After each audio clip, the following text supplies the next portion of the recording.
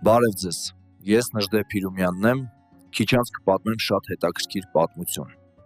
Այս ճշմարտությունը թաքցնում էին 40 տարի։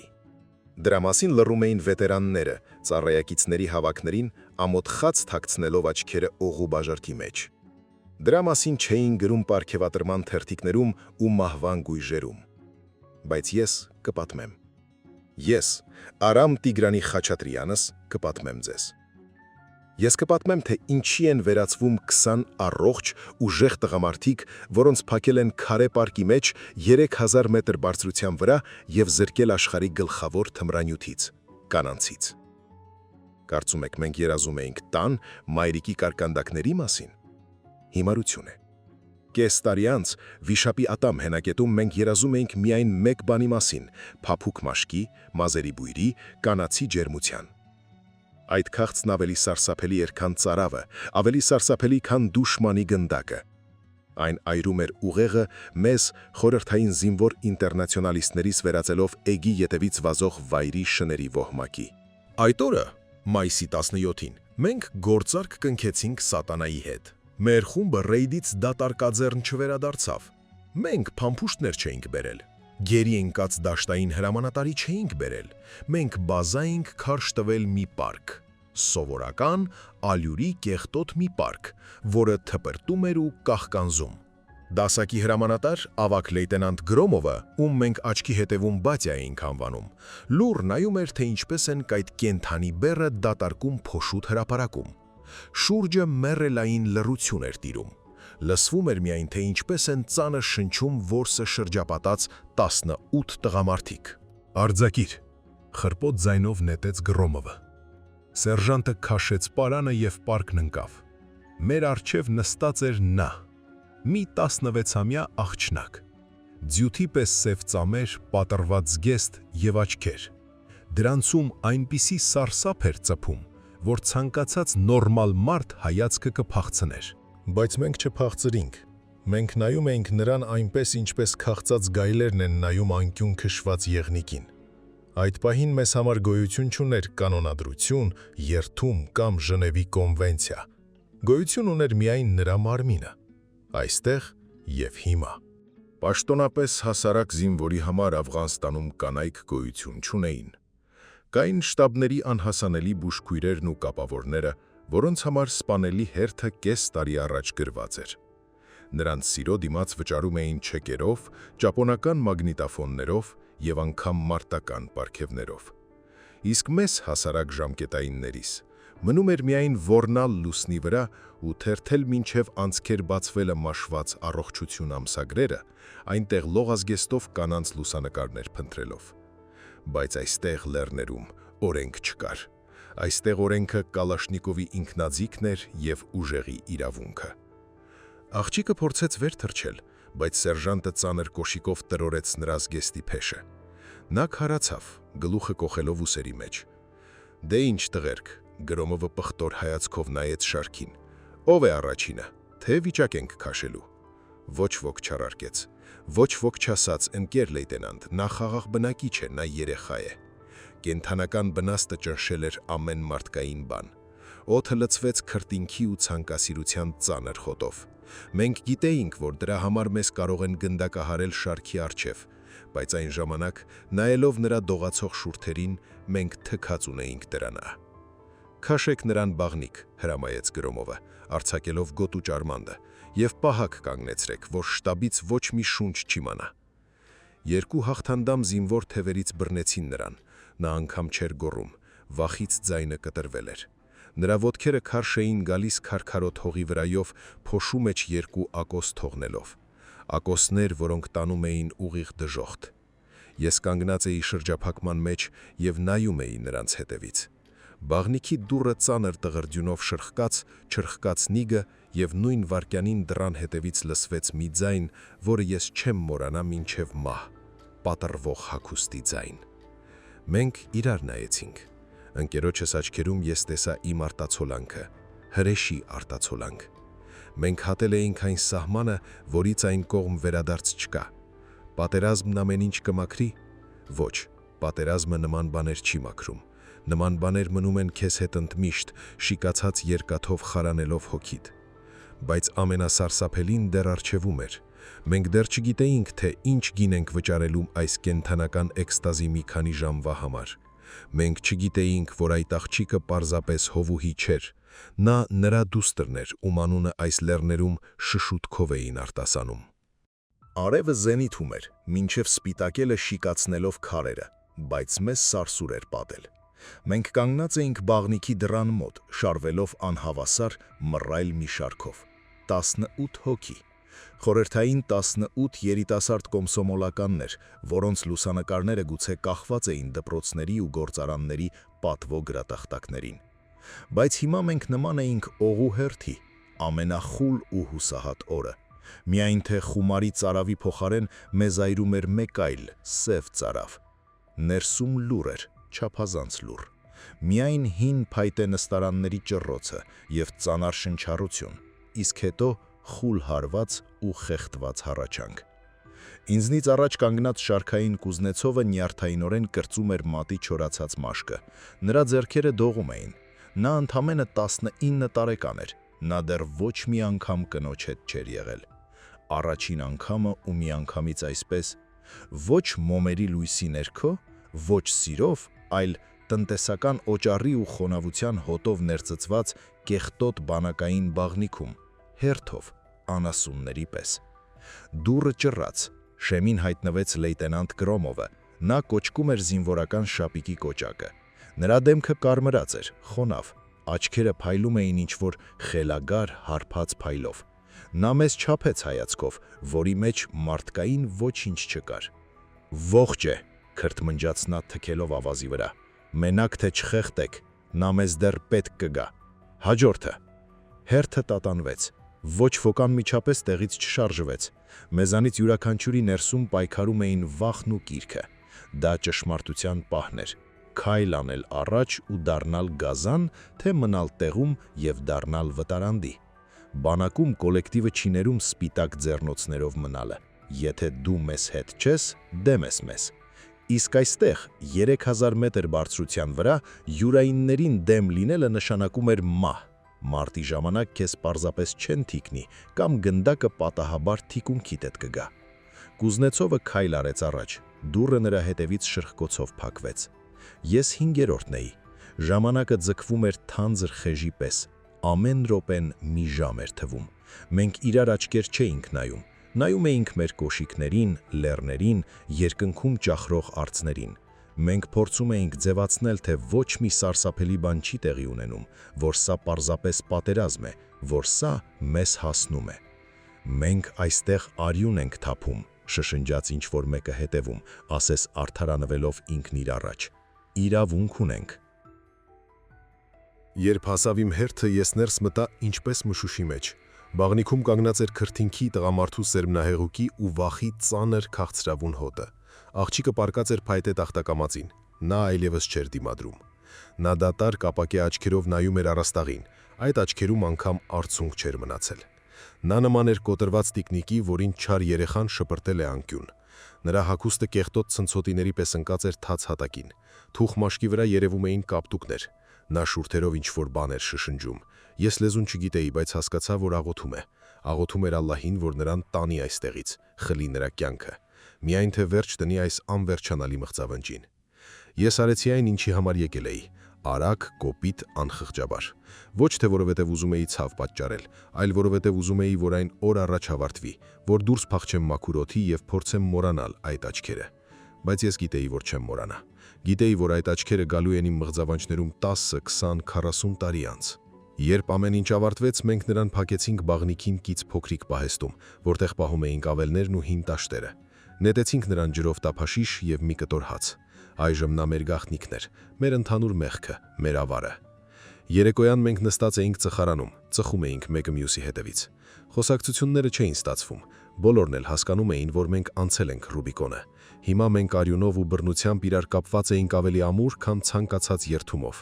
Հանկարծ ռադիոկապի սենյակից դուրս թռավ կապավորը, մահվան պես գունատ։ «Ընկեր լեյտենանտ», գոռաց նա կտրատվող ձայնով, «ուղղաթիռ է գալիս, ստուգումով, 40 րոպեից այստեղ կլինեն»։ Գրոմովը վեր թռավ, շրջելով փամփուշտների արկղը։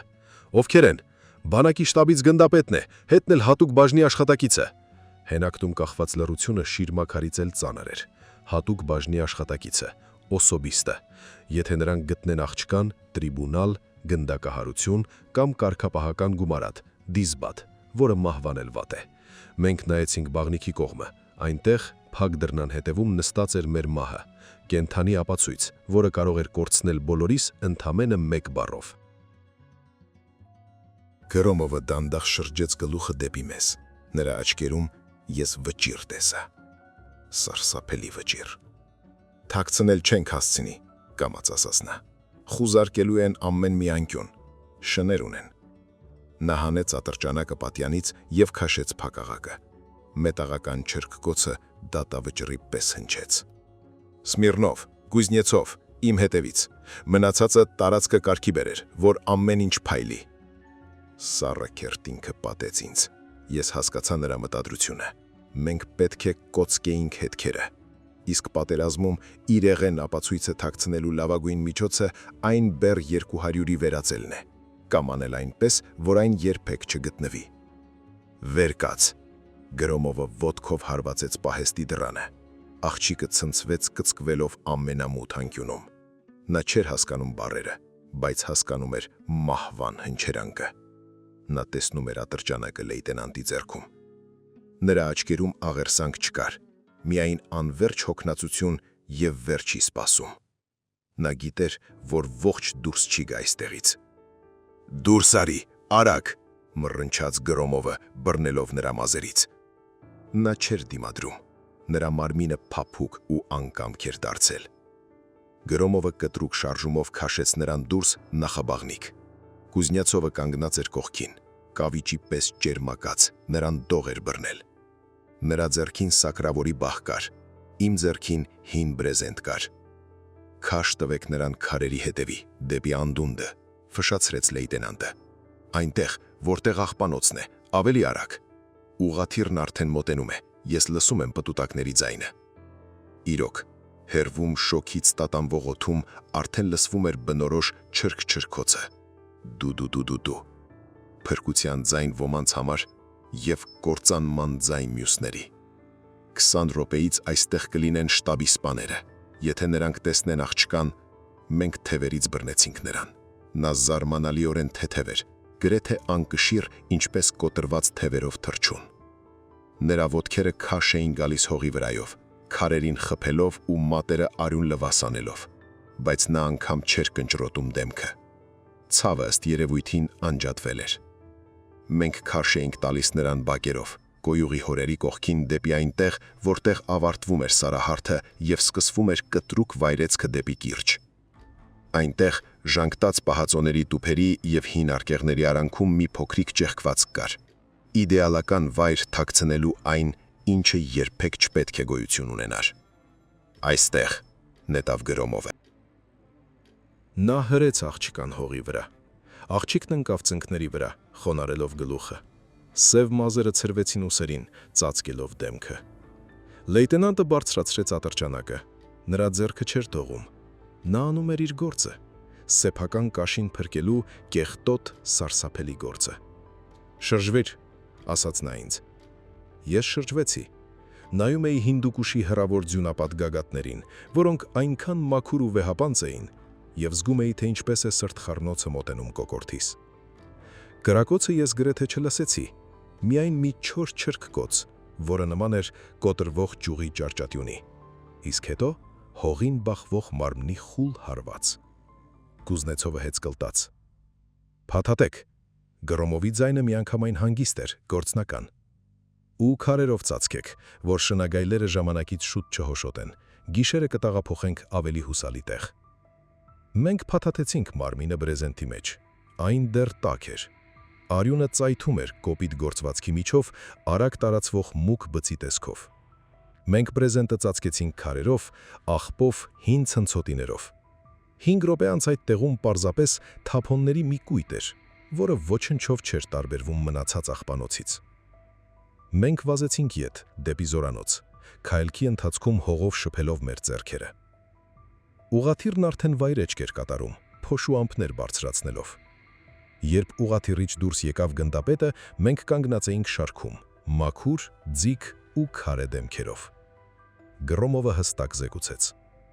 «Ընկեր գնդապետ, վիշապի ատամ ուղեկալի անձնակազմը զբաղված է տնտեսական աշխատանքներով, արտակարգ պատահարներ չեն գրանցվել»։ Գնդապետը քննախույզ զննեց մեզ։ Նրա հայացքը սահեց մեր դեմքերի, մեր ձեռքերի վրայով։ Ես թաքցրի ձեռքերս մեջքիս հետևում։ Ինձ թվում էր, թե նրանց վրա դեռ արյուն է երևում, թեև դրանք շփել էին մինչև կարմրելը։ Հատուկ բաճմի աշխատակիցը, խորաթափանց աչքերով մի նիհար մայոր, լուռ անցավ շարքի երկայնքով։ Նա կանգ առավ Կուզնեցովի դիմաց։ Շարքայինը գունատվեց, ճակատին սառն քրթեթ հայտնվեց։ «Ինչու ես դողում, զինվոր», կամաց հարցրեց մայորը։ «Մեղավոր եմ»։ «Հուզվում եմ, ընկեր մայոր», թթվեց Կուզնեցովը։ «Հիվանդ է նա», միջամտեց Գրոմովը։ «Երևի տենդ ունի, ուզում էի բուժմաս ուղարկել»։ Մայորը քմծի ծաղ տվեց, բայց հեռացավ։ Ստուգումը տևեց 3 ժամ։ Նրանք տակն ու վրա արեցին ամեն ինչ՝ զինանոցը, զորանոցը, խոհանոցը, նույնիսկ բաղնիքը։ Բաղնիքում հատուկ բաժնի սպան ուշացավ։ Նա երկար նայում էր հատակին, հետո բարձրացրեց ինչ-որ փոքրիկ փայլուն իր։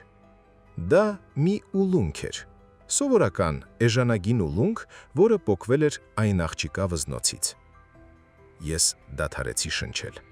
Գրոմովն արձանի պես քարացավ։ «Հետաքրքիր զարդ ունեք այստեղ», մայորը մատների մեջ պտտեց ուլունքը։ «Որտեղից»։ «Դա», Գրոմովն աչք անգամ չթարթեց։ «Տեղի առևտրականներն էին եկել, հուշանվերներ էին առաջարկում, երևի գցել են»։ Հատուկ բաժնի աշխատակիցը քմծի ծաղ տվեց, ափի մեջ վեր թռցրեց ուլունքն ու կոխեց գրպանը։ «Առևտրականներ ուրեմն, դե։ Նրանք թռան գնացին։ Մենք արտաշնչեցինք, բայց այդ արտաշունչը թեթևացում չբերեց։ Մենք փրկվեցինք տրիբունալից, բայց գիտեինք, որ իսկական դատաստանը դեռ առջևում է»։ Գիշերը ես երազ տեսա։ Ես կանգնած էի այն ճեղքվածքի մոտ, իսկ քարերի տակից ոչ թե արյուն էր հոսում, այլ սև ջուր։ Այդ ջուրից բարձրանում էր նա, կենդանի։ Նա չէր բղավում, չէր անիծում, նա պարզապես նայում էր ինձ, իսկ նրա ձեռքերում մանկիկ կար, մահացած մանկիկ։ Ես արթնացա սառը քրթինքի մեջ։ Զորանոցում լուռ էր, միայն խռմփոց ու շնչառություն էր լսվում, բայց հանկարծ ես դրսից տարօրինակ ձայն լսեցի։ Ոչ ժամապահի քայլեր, ոչ էլ քամու ոռնոց։ Դա գլորվող քարերի ձայն էր այնտեղից, աղբանոցի կողմից։ Ես արթնացրի Գրոմովին։ «Ընկեր լեյտենանտ, փոսի մոտ ինչ-որ մեկը կա»։ Մենք ինքնաձիգներով դուրս թռանք։ Լուսինը պայծառ լուսավորում էր, կիրճը ողոլելով մեռելային լույսով։ Աղբակույտի մոտ, որտեղ մենք թաքցրել էինք մարմինը, 3 ստվեր էր կանգնած։ Նրանք մարդկանց նման չէին, փաթաթված էին սևերում, իսկ նրանց շարժումներն արագ էին ու անձայն։ Նրանք քանդում էին գերեզմանը։ «Կրակ», մռնչաց Գրոմովը, ճեղքելով գիշերային լռությունը։ Նրա ինքնաձիգը դղդռաց ձեռքերում, կրակի բոցեր թքելով։ Լուսացրող տնդակները կրակե կետագծերով գծեցին խավարը, խրվելով քարերի մեջ այնտեղ, որտեղ քիչ առաջ կանգնած էին ստվերերը։ Ես նույնպես սեղմեցի ձգանը, առանց նշան բռնելու, կենդանական վախից պարզապես անընդհատ կրակելով։ Կրակոցների դղրդյունը արձագանքեց ժայռերից, բազմապատիկ ուժեղանալով, կարծես լեռները հառաչեցին ի պատասխան։ Ստվերներն անհետացան։ Նրանք չընկան, չփախան, նրանք կարծես լուծվեցին օդում, ձուլվեցին կիրճի խավարին։ Դա հետևակ չէր, սովորական դուշմաններ չէին, նրանք ուրվականներ էին։ «Դեպի փոսը», հրամայեց լեյտենանտը, փոխելով պահեստատուփը։ Մենք վազեցինք դեպի թաղման վայրը, ճանապարհը լուսավորելով գրպանի լապտերներով։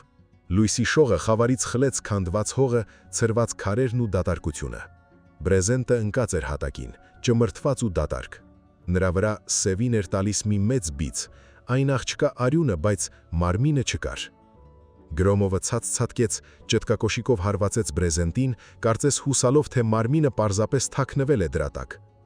Բայց հրաշք տեղի չունեցավ։ «Տարան», արտաշնչեց նա։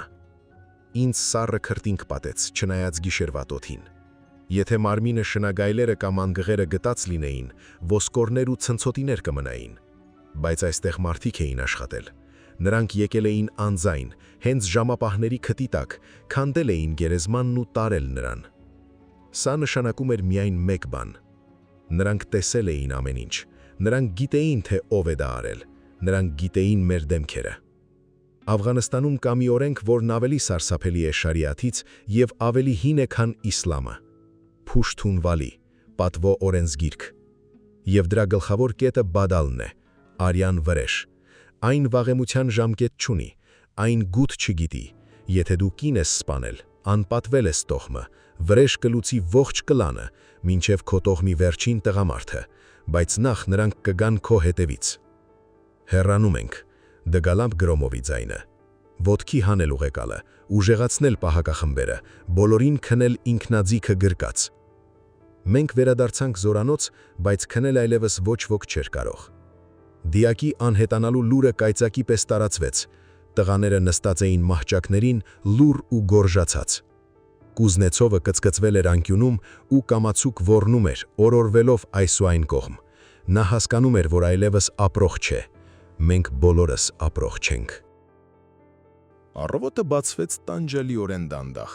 Արևը ծագեց չարագուշակ կարմիրով, ներկելով լեռների գագաթները այն նույն արյան գույնով, որը մնացել էր բրեզենտի վրա։ Մենք գրոհի էինք սպասում, ականանետային գնդակոծության էինք սպասում էինք, որ լեռները կապարե անձրևով կփլվեն մեր գլխին, բայց լեռները լռում էին։ Ամբողջ օրն անցավ ճնշող, խելագարեցնող լռության մեջ։ Ոչ մի կրակոց, ոչ մի ձայն, անգամ թռչուններն էին կարծես շրջանցում ներ բարձունքը։ Մենք հեռադիտակներով նայում էինք մինչև աչքերի ցավելը, փորձելով շարժում նշմարել քարերի մեջ, բայց տեսնում էինք միայն մեռյալ քարեր ու փշեր։ Այս լռությունը ցանկացած հրետակոծությունից ավելի սարսափելի էր։ Դուշմանները խաղում էին մեզ հետ։ Նրանք մեզ ժամանակ էին տալիս, մինչև վերջ զգալու մեր վախը, խեղդվելու դրա մեջ։ Նրանք գիտեին, որ մահվան սպասելն ավելի վատ է, քան հենց ինքը մահը։ Ավելի ուշ երեկոյան կողմ, երբ շոքն սկսեց նահանջել, երրորդ դիտաշտարակի ժամապահը գոռաց. «Շարժում կա, արահետի վրայով»։ Մենք բոլորս թափվեցինք դեպի հողապատնեշը։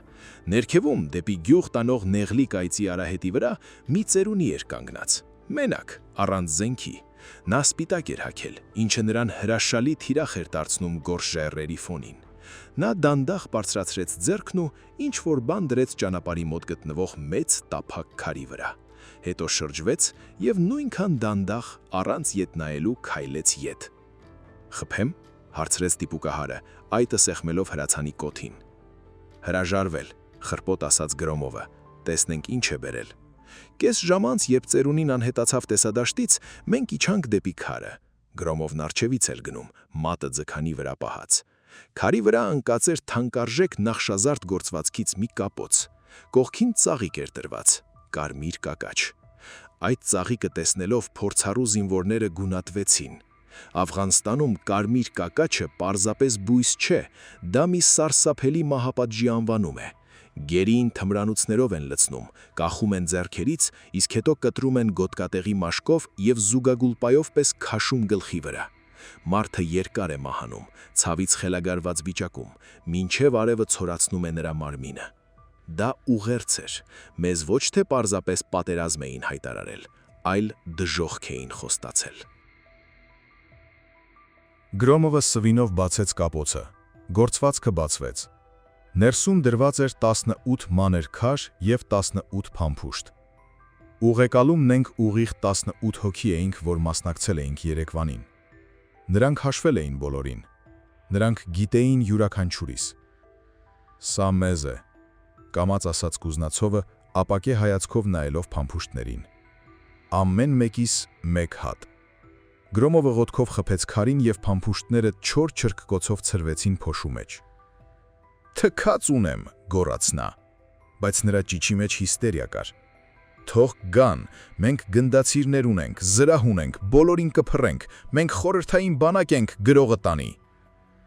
Բայց նրա խոսքերը խեղդվում էին լեռների վեհապանց լռության մեջ։ Լեռները էլ ինչ ճիչեր չէին լսել, և լեռները գիտեին, որ այս բարձունքից ողջ այլևս ոչ ոք չի հեռանա։ իսկ գիշերը սկսվեց որսը։ Ծանրոցից հետո առաջին գիշերը փոխհրաձգությամբ չանցավ։ Դուշմաններն ավելի խելացի գտնվեցին։ Նրանք գիտեին, որ մենք գրոհի ենք սպասում, որ ձգաններին մեր մատները ճերմակել են, իսկ գնդացիրները նայում են խավարին, պատրաստ կիլոգրամներով կապար արտատքելու։ Ուստի նրանք չեկան պատերազմով, նրանք եկան սարսափով։ Մենք նստած էինք խրամատներում նայելով խավարին, այնպիսի մի թանձր խավարի, որը թվում էր կարելի է դանակով կտրել։ Լեռները ցուրտ էին շնչում։ Ամեն մի խշխշոց, քարի գլորվելը, ճագարամկան ծվծվոցը, քամու սուլոցը չոր ու փշոտ թփերի մեջ ստիպում էր սրտին թրջել կոկորոտ։ «Երրորդը, ես առաջինն եմ, պատասխանիր», ֆշշում էր ռացիան կապի սերժանտի ձայնով։ «Երրորդը կապի մեջ է, սեկտորը մաքուր է», արձագանքում էր շարքային Պոլյանինի խրփոտ ձայնը։ Պոլյանինը պերմից էր, հաղթանդամ շիկահեր մի տղա, ով կարող էր պայթ ծռել։ Նա կանգնած էր դեպի ջրարատեղ տանող արահեթի ամենահեռավոր պահակակետում։ Դա ամենավտանգավոր տեղն էր, բայց Պոլյանինը ոչ սատանայից էր վախենում, ոչ էլ դուշմանից։ Նա վախենում էր միայն սարդերից։ Ծիծաղելի է, չէ՞։ Հսկա դեսանտայինը վախենում էր փոքրիկ սարդերից։ Գիշերվա ժամը 3-ին էթերը լռեց։ «Երրորդը, ես առաջինն եմ, զեկուցեք», նորից ֆշշաց ռացիան։ Լռություն։ Միայն ստատիկ ճարճատյուկ, որը նման էր թավայի մեջ ճարպ տապակելու ձայնին։ «Երրորդը, Պոլյանին, քո մորը չքնես»։ Լռությունը դարձավ խիտ, չարագուշակ։ Ինձ հետ բլինդաժում նստած Գրոմովը դանդաղ բարձրացրեց գլուխը։ Նրա անկնությունից ու սպիրտից բորբոքված աչքերը կկոցվեցին։ «Սմիրնով, Կուզնեցով, ստուգեք երրորդ պահակակետը, վազքով»։ Ես սառեցի։ Գնալ այնտեղ, խավարի մեջ, որտեղ հենց նոր լռել էր լավագույն զինվորներից մեկը, հավասարազոր էր ինքնասպանության։ Բայց հրաման է։ Ես ու Կուզնեցովը սողալով դուրս եկանք թաքթասոցից։ Կուզնեցովն այնպես էր դողում, որ նրա ատամների կապկապոցը թվում էր Քաբուլում կլսվեր։ Կամաց ֆշշացրի նրան, կլսեն։ Մենք սողում էինք փորի վրա, արմունկներն ու ծնկները քերելով սուր քարերին։ 200 մետրն անվերջություն էր թվում։ Օդը օշինդրի և գիշերվա ընթացքում սառած քարի հոտ էր գալիս։ Մենք հասանք երրորդ պահակակետի հողապատնեշին։ Դատարկ էր։ Գնդացիրը կանգնած էր ոտքերին, սև փողով նայելով կիրճին։ Կողքին ընկած էր սաղավարտը, ծխախոտի չբացված տուփ և ուրիշ ոչինչ։ Ոչ պայքարի հետքեր, ոչ պարկուճներ, ոչ արյուն։ Պոլյանին պարզապես անհետացավ։ Լուծվել էր ծխի պես։ «Որտեղ է նա», միայն շուրթերով հարցրեց Կուզնեցովը։ Ես լապտերով լուսավորեցի հողապատնեշից վար։ Լույսի շողը սահեց 3 շարքով քաշված փշալարի վրայով ու այնտեղ ներքևում լանջի վրա ինչ-որ բան փայլատակեց։ Մենք իջանք։ Այնինչ գտանք, ստիպեց Կուզնեցովին 2 տակ ծալվել և ստամոքսի պարունակությունը թափել հենց կոշիկների վրա։ Պոլյանին այնտեղ էր, բայց դա արդեն նա չէր։ Նրան գնդակով չէին սպանել, դանակով չէին մորթել։ Այդ կենդանի ու ուժեղ տղային պարզապես մարմնամասերի էին բաժանել։ Նա կախված էր փշալարից, խրտվիլակի պես խաչված։ Նրա բերանը կոշտ թելով կարված էր, կոպիտ սև կարերով, որպիսի չբղավի, իսկ կրծքին, հենց զինվորական շապիկի վրա, դանակով փորագրված էր մի բառ, ոչ թե ֆարսիով, այլ ռուսերենով, ծռմռված, բայց ընթեռնելի տառերով՝ մեկ։ Նրանք ոչ թե պարզապես սպանել էին նրան, նրանք խաղում էին մեզ հետ։ Նրանք ցույց տվեցին, որ կարող են ընդհուպ մոտենալ, վերացնել ժամապահին, նրա հետ այդ գազանություն անել ու հեռանալ աննկատ։ Դա պատրաստվածության մի մակարդակ էր, որը մեր երազում անգամ չէինք տեսնում։ Դրանք կայծքռեն հերացներով հովիվներ չէին, նրանք պրոֆեսիոնալներ էին, ստվեր էր։ Մենք մարմինը քարշ տվեցինք բազա։ Երբ Գրոմովը տեսավ Պոլյանինի կարված բերանը, նա իմ հիշելով առաջին անգամ երեսը խաչակնքեց ձախ ձեռքով։ «Շրջանաձև պաշտպանություն», գոռաց նա այնպես, որ ձայնը կտրվեց։ Ոչ ոք չքնի, կրակել ցանկացած խշխշոցի վրա, 5 րոպեն մեկ հրթիռներ արձակելով։ Գիշերվա մնացած մասը մենք դժոխքում անցկացրինք։ Մենք կրակում էինք խավարի մեջ ռազմամթերքն արկղերով վատնելով։ Լուսավորող հրթիռները կախված էին երկնքում, լեռները ողողելով մեռելային ֆոսֆորային լույսով։ Մեզ թվում էր, թե քարերը շարժվում են, թփերը սողում են դեպի մեզ։ Մենք երկու շնագայլ ու մի նապաստակ սպանեցինք, բայց մենք չսպանեցինք վախը։ Առավոտյան, երբ լույսը բացվեց, մենք տեսանք, որ մեր բազայի դիմացի ողջ ժայռը մի 500 մետր հեռավորության վրա ծածկված է գրություններով։ Գիշերվա ընթացքում, երբ մենք կրակում էինք դատարկության մեջ, ինչ որ մեկը ներկով քարերին հսկայական 15 թվեր էր նկարել։ Նրանք հետ հաշվարկ էին տանում։ Մենք մնացել էինք 17 հոգով, եւ նրանք հասկացնում են, հաջորդ գիշերը կտանի եւս մեկին կամ երկուսին։ Կապավոր, մռնչաց Գրոմովը։ Ուղղաթիռներ կանչիր, պահանջիր վիրավորի տարհանում։ Ասա Պոլյանինը ողջ է, բայց ծանր վիճակում է։ Թող տանեն մեզ այստեղից գրողի ծոցը։ Կապավորը հսկայական ականջակալներով մի գունատ տղա չրքցնում էր փոխանջատիչները։ Ընկեր լեյտենանտ, դողում էր նրա ձայնը։ Եթերը, ինչ եթերը։ Նրանք խլացնում են մեզ բոլոր հաճախականությունների վրա։ Արևելյան երաժշտություն է հնչում ու ծիծաղ։ Մենք թակարդի մեջ հայտնվեցինք։ Կապ չկա, օգնություն չկա։ Ներքևում կիրճում թշնամին է, որը մեզ դեմքով գիտի եւ արյան է ծարավ։ Իսկ բազայի ներսում մենք 18, ոչ, արդեն 17 հանցագործներ, որոնք հասկանում են հատուցումը անխուսափելի է։ Ցերեկը շոկն անտանելի դարձավ։ Պոլյանինի դիակը անձրևանոց վրանով փաթաթված պառած էր կամի պարսեպի ստվերում, բայց նեղկան քաղցրավույն հոտը արդեն սկսեց դուրս սողոսկել, խառնվելով քլորի հոտին, որը մենք ցանել էինք շուրջ բոլոր։ Իսկ հետո Կուզնեցովը գտավ դա։ Նա գնացել էր պահեստի ջրի հետևով։ Մի րոպե անց այնտեղից մի վայրի ճղճղան ճիչ լսվեց։ Մենք նետվեցինք այնտեղ։ Կուզնեցովը կանգնած էր սենյակի մեջտեղում, դողացող մատով ցույց տալով իր մահճակալը։ Այնտեղ գորշ բանակային վերմակի վրա գլուխ էր դրված։ Այն նույն շան, Նայդա անունով բակապահ շան կտրված գլուխը, որը մի ամիս առաջ էր մեզ մոտ եկել, եւ որին մենք բոլորս կերակրում էինք պահածոյացված մսով։ Սատկած շանատամների մեջ երկտող էր սեղմված, վանդակավոր նոթատետրի մի թերթիկ։ Վրան գրված էր. «Կանայք ծնում են ռազմիկների, դուք սպանեցիք կնոջ, հիմա ռազմիկները կսպանեն ձեզ, այսօր գիշեր ջուրը կարմիր կդառնա»։ Գրոմովը խլեց երկտողը, ճմրթեց այն ու շպրտեց հատակին։ «Ստուգել ջրառատեղին», արագ գոռաց նա, բայց ոչ ոք տեղից չշարժվեց։ Ջրառատեղին ներքևում էր, բազայից 100 մետր հեռավորության վրա, Արվակի մոտ։ Այնտեղ գնալ նշանակում էր գնալ նրանց երախը, ովքեր կարող են կարել ողջ մարդու բերանն ու անցնել ականապատ դաշտերի միջով։ Ես ինքս կգնամ։ Գրոմովը խլեց ամենամոտ կանգնած զինվորի ինքնաձիգը։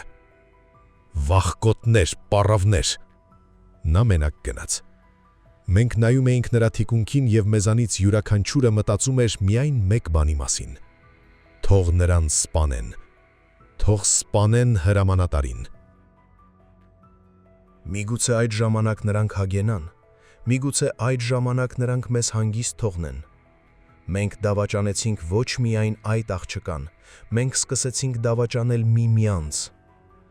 Լեյտենանտ Գրոմովը դանդաղ էր իջնում դեպի առուն, ասես կառափնարան էր բարձրանում։ Մենք պառկած էինք հողապատնեշի վրա, քրտնած մարմիններով սեղմվելով շիկացած քարերին եւ նայում էինք նշանոցների միջով։ Հրամանատարի ամեն քայլը խուլ հարվածով արձագանքում էր մեր քունքերում։ 100 մետր բաց տարածություն, իդեալական թիրախ։ Մենք սպասում էինք կրակոցի, սպասում էինք այն չոր, պայթող ձայնին, որը կավետեր, որ հրամանատարն այլովս չկա, բայց կրակոց չեղավ։ Լեռները գերեզմանային լռություն էին պահպանում։ Գրոմովը հասավ աղբյուրը թաքցնող եղեգնուտներին։ Նա անհետացավ կանաչի մեջ։ 1 րոպե, 2, 5, Ժամանակը ձգվեց անվերջանալի լարի պես, որը պատրաստ էր կտրվել ու հարվածել մեր նյարդերին։ Լսվում էր միայն ճանչերի բզզոցը և ինձնից աջ պարկած Կուզնեցովի ծանր շնչառությունը։ Հանկարծ թփերը շարժվեցին։ Գրոմովը դուրս եկավ այնտեղից, ձեռքին բռնած միակ տափաշիշը։ Նա չէր քայլում, նա վազում էր, սայթաքելով, ծնկների վրա ընկնելով ու նորից վեր թռելով։ Նրա դեմքը կավիճի պես ճերմակ էր, նույնիսկ փոշու ու արևահարության հաստ շերտի տակից։ Բերանը բաց էր համուր ճիչով։ Նա ներս ընկավ բազայի տարածք, թռավ հողապատնեշի վրայով ու մեջքի վրա ընկավ տենդագին օդ որսելով։ «Ջուր», խռպոտ ձայնով ասաց զինվորներից մեկը, «բերեցի՞ր»։ Գրոմովը վայրենի հայացքով նայեց մեզ, հետո դողացող ձեռքով բացեց տափաշիշի կափարիչը և շրջեց այն։ Չոր, ճակճակած հողի վրա թափվեց թանձր, մուգ կարմրավուն մի հեղուկ։ Դա ջուր չէր, դա արյուն էր, թարմ, դեռ տաք արյուն խառնված ցեղի ու ոչխարի փորոտիքի հետ։ Նրանք այնտեղ ողջ հոտը մորթել են հենց աղբյուրի մեջ, առուն փակել են դիակներով, այնտեղ հիմա ջուր չկա, այնտեղ սպանդանոց է։ Մենք նայում էինք հավազի մեջ ներծծվող կարմիր լճակին։ Գիտակցումը դանդաղ էր հասնում, բայց երբ այն պատեց մեզ, ավելի սարսափելի դարձավ, քան ականանետային գնդակոծության տակ։ Մենք մնացինք առանց ջրի, 3000 մետր բարձրության վրա, այրող արևի տակ, որտեղ մարդը չորանում է մեկ օրում։ Պահեստում ունեինք 2 բակ։ Դա 2 օրվա պաշար էր, եթե խնայեինք ամեն կաթիլը։ Իսկ հետո մենք կսկսենք խմել սեփական մեզը, իսկ հետո կխելագարվենք։ Սա շրջափակում է, կամաց ասացի ես։ Նրանք մեզ վրա չեն գրոհելու, նրանք սպասելու են, մինչև մենք ինքներս սատկենք։ Նույն օրը երեկոյան ծարավը դարձավ մոլուցք։ Թվում էր օդը չորացել ու փշոտ է դարձել, ինչպես հղկաթուղթը։ Մենք լիզում էինք չորացած շուրթերն ու նայում ներքև, արվի մոտ գտնվող կանաչ շերտին, որն այժմ մեզ համար դարձել էր արգելված գոտի, մահվան գոտի։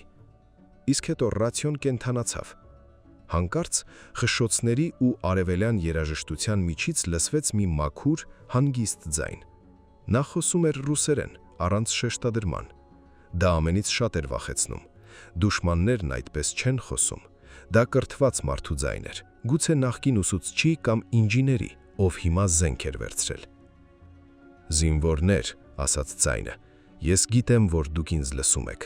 Ես գիտեմ, որ ձեր կոկորդը չորացել է։ Ես գիտեմ, որ դուք նայում եք ջրին, որը կարմրել է ձեր մեղքից»։ Գրոմովը նետվեց դեպի սարքն ու խլեց խոսավովը։ «Ով է խոսում։ Երևա ես քեզ ատամներովս կհոշոտեմ»։ «Ուժերդ մի վատներ, լեյտենանտ Գրոմով», պատասխանեց ձայնը։ Նա գիտեր ազգանունը։ «Դրանք քեզ պետք կգան մեռնելու համար։ Ձեզ մնացել է 17 հոգի, բայց Ալլահը ողորմած է, մենք չենք ուզում բոլորին սպանել, մեզ պետք է միայն մեկը»։ Բլինդաժում լռություն տիրեց։ Բոլորը գլուխները շրջեցին դեպի բարձրախոսը։ «Նա հով սեղմել է ձգանը, նա հով սպանել անմեղ աղջկան, հանձնեք նրան մեզ ողջ, դուրս բերեք նրան դարպասներից ու թողեք ճանապարհին, եթե դա անեք մինչև արեցակ, մենք թույլ կտանք ձեզ հեռանալ, մենք ձեզ ջուր կտանք, մենք ձեզ բաց կթողնենք դեպի ձերոն»։ «Մի լսեք», գոռավ Գրոմովը, պոկելով ռացիայի լարերը։ «Նրանք ստում են, նրանք բոլորիդ կմորթեն»։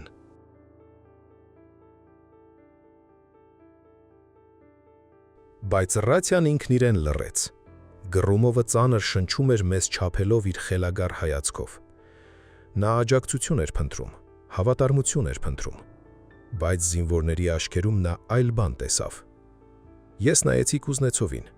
Նա նստած էր գրկած ծնկները ու նայում էր լեյտենանտին։ Նրա հայացքում այլևս չկար վախ սպայի հանդեպ։ Այնտեղ կենթանական հաշվարկ էր, գոյատևման պարզ թվաբանություն։ 1 կյանք 16-ի դիմաց։ «Ընկեր լեյտենանտ», խուլ ձայնով ասաց սերժանտը, ուրալցի մի հաղթանդամ տղամարդ, ով մինչ այդ լռում էր։ «Չէ որ դուք նրան խփեցիք։ Մենք միայն օգտվեցինք, իսկ սպանեցիք դուք»։ Գրոմովը ետ քաշվեց։ Նրա ձեռքը գնաց դեպի ատրճանակի պատյանը։ «Էս ինչ եք անում», շշնջաց նա։ «Էս ինչ եք անում, տղերք, յուրայինիներին եք հանձնում, տրիբունալ եք ուզում»։ «Դե, տրիբունալին դեռ պետք է հասնել», պատասխանեց սերժանտը, դանդաղ վեր կենալով։ «Իսկ խմել հիմա է ուզվում»։ Չրկկաց փակաղակը։ Դա ես էի, որ ինքնաձիգը հանեցի ապահովից։ Ինքս էլ չգիտեմ ինչու, պարզապես մատներս ուղեղիցս արագ գործեցին։ Գրոմովը լսեց այդ ձայնը։ Նա հասկացավ, որ մնացել է մենակ։ Այս նեղ ու տոց սենյակում, այն մարդկանց մեջ, ում հետ կես տարի հաց էր կիսել, նա հանկարծ դարձավ օտար։ Նա դարձավ հենց այն բեռը, որը նավակը տանում է դեպի հատակը։ «Դավաճաններ», արտաշնչեց նա, «հուդաներ»։ Դրսում, լեռների խավարի մեջ, նորից ինչ-որ մեկը բարձր ու որոտնդոս ծիծաղեց, և դիմացի ժայռի վրա մի նոր գրություն բոցավառվեց, շարված այրվող լաթերով՝ 16։ Նրանք արդեն հանել էին նրան հաշվից, նրանք գիտեին, թե մենք ինչ ենք անելու, նրանք մարդկային բնույթ ավելի լավ գիտեն, քան մենք ինքներս։ Գրոմովը հանեց ատրճանակը։ Կրակոցը որոտաց բլինդաժի նեղ տարածության մեջ, ինչպես մուրճի հարվածը գլխին։ Գնդակը ծվվոցով խրվեց կավե առածաղի մեջ ու մեր վրա չոր հող թափեց։ Գրոմովը վրիպեց։ Այն ձեռքը, որը երեկ սառնասրտորեն գնդակ էր ուղարկել աղջկա ծոցանակին, այսօր դողաց սեփական զինվորների առջև։ Հաջորդ վայրկյանին նրա վրա հարձակվեցին։ Դա արդար մարդ չէր, դա իրարանցում էր քրտնած ու մռնացող մարմինների կույտ։ Մենք խփում էինք մեր հրամանատարին, խփում էինք կոթերով, կոշիկներով, բռունցքներով։ Մենք նրա միջից դուրս էինք մղում մեր վախը, մեր մեղքը, մեր ծարավը։ Սերժանտը հենց նա, ով առաջինն առաջարկեց հանձնել լեյտենանտին, ճռռոցով ոլորեց Գրոմովի դաստակը, խլելով ատրճանակը։ «Կապեք նրան», խրպոտ ձայնով ասում էր սերժանտը, «լարով կապեք»։ Գրոմովը ոռնում էր, ոչ թե ցավից, այլ անզոր կատաղությունից ու նվաստացումից։ Սպանը, կոմունիստը, դասակի հրամանատարը թավալվում էր փոշու մեջ սեղմված այն մարդկանց ծնկների տակ, ում նա համալում էր անխոսանասուն։ Մենք նրա ձեռքերը ոլորեցինք մեջքի հետևում ու կապեցինք դաշտային հեռախոսի մալուխով, մեկուսի շերտով խրվելով մսի մեջ։ Երբ նրան բարձրացրինք, նա սարսափելի տեսք ուներ, պատառված շուրթ, ուռած աչք, պատառոտված զինվորական շապիկ առանց ուսադիրների։ Ուսադիրները պոկել էր ինչ-որ մեկն այդ քաշքշուկի ժամանակ, ասես զրկելով նրան մարդ կոչվելու վերջին իրավունքից։ «Դուք սատկելու եք», շշնջում էր Գրոմովը, թքելով արյունոտ փրփուրը։ «Դուք բոլորդ այստեղ սատկելու եք։ Կարծում եք նրանք ձեզ կխղճան, նրանք ձեզ ոչխարի պես կմորթեն։ Ես ձեր միակ շանսն եմ։ Ես…» «Դու մեր դեպի դուրս տանող տոմսն ես, լեյտենանտ», պատասխանեցի ես։ Իմ ձայնը օտար էր, դատարկ։ Իմ ներսում ինչ-որ բան մեռավ այն պահին, երբ ես ոտքով հարվածեցի հրամանատարի փորին։ Խիղճը, պատիվը։ Ոչ, դա մարդ մնալու հույսն էր, որ մեռավ։ Մենք վերածվեցինք այն բանին, ինչին մեզ ուզում էին վերածել թշնամիները՝ դավաճանների։ Մենք նրան քաշ տվեցինք դեպի ելքը։ 17 հոգով ուղեկցում էինք մեկին։ Դրսում լուսաբացի գորշությունն էր, օրվա ամենացուրտ ու տխուր ժամանակը, երբ աշխարհը թվում է կեղտոտ տուշով նկարված։ Մենք հասանք դարպասներին, որոնք ձոդված էին ժանգոտ խողովակներից ու փշալարից։ Ներքևում ճանապարհին լուռ էր, ոչ մի շունչ չկար, միայն խամին էր փոշու հորձանուտներ պտտում։ «Բաց արա», հրամայեց սերժանտը։ Կուզնեցովը հեկեկալով ետ քաշեց ծանր նիգը։ Դարպասները ճռռոցով բացվեցին, մեզ բանտից բաց թողնելով դեպի անհայտություն։ Մենք Գրոմովին դուրս հրեցինք քարքարոտ ճանապարհի վրա։ Նա դիմադրում էր, փորձելով վերադառնալ բազայի փրկարար պարագծի ներսը։ «Մի արեք դա, տղերք, Վանյա, Սիրոժա»։ Նա մեզ անուններով էր կանչում, առաջին անգամ կես տարվա ծառայության ընթացքում։ Նա լաց էր լինում։ «Գնա», սերժանտը ուժգին հրեց նրա մեջքով ինքնաձիգի կոթով։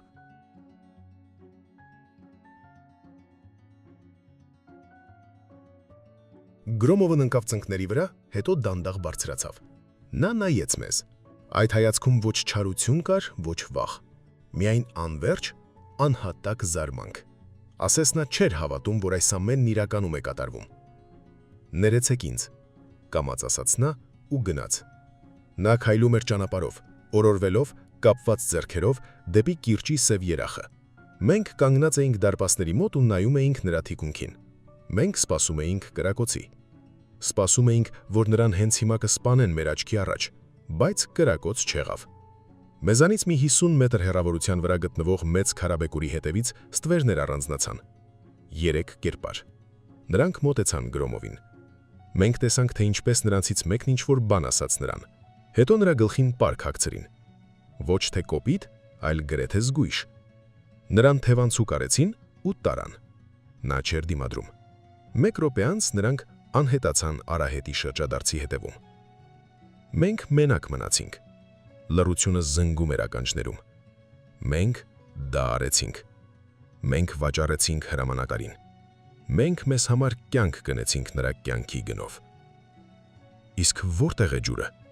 Խրպոտ ձայնով հարցրեց ինչ-որ մեկը հետևից։ Նրանք ջուր էին խոստացել։ Եվ ասես ի պատասխան այդ խոսքերի ներքևում արվի մոտ ինչ-որ բան դղրդաց։ Ոչ թե նռնակի պայթյուն, այլ խուլ ու ծանր ձայն, ասես ժայռ փլվեց։ Մենք նետվեցինք դեպի հողապատներ։ Արևը նոր էր սկսել երևալ գագաթների հետևից, աշխարհը ներկելով վարդագույն երանգներով։ Մենք նայեցինք ներքև դեպի աղբյուրը։ Այնտեղ, որտեղ դեռ 3 ընկած էին մորթված ոչխարների դիակները, հիմա մաքուր էր։ Դիակներն անհետացել էին։ Արվի ջուրը նորից թափանցիկ էր ու փայլփուլում էր արևի տակ։ Ճանապարհն ազատ էր։ Նրանք պահեցին իրենց խոսքը, արտաշնչեց Կուզնացովը։ Նրանք հեռացել են։ Զինվորները ցնծութից աղաղակեցին, ինչ-որ մեկը գթակը վերնետեց, ինչ-որ մեկն սկսեց գրկախառնվել։ Մենք ողջ մնացինք։ Մղջավանջն ավարտվեց։ Գրոմովն այն զոհն էր, որը պահանջում էին պատերազմի աստվածները, և մենք մատուցեցինք այն։ «Դեպի ջուրը», գոռաց սերժանտը։ «Լցրեք տափաշշերը, արագի կերպով»։ Ամբոխը մոռանալով զգուշության մասին, մոռանալով մարտական պահպանության, նետվեց ներքև, լանջի ի վար։